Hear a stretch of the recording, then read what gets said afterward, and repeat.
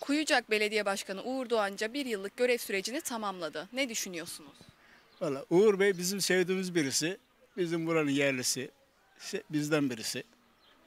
Yani şu anda el imkanları şart. Ne verirse belediyenin imkanları neyse onlarla bir şeyler yapmaya çalışıyor. Daha yeni bir başkan. İleride inşallah daha da iyi olur. Kuyucak için yapılmasını istediğiniz bir hizmet var mı? Valla Kuyucak için yapılması gereken bir şey yani yapıyordur yani ya şu benim özel bir isteğim yok.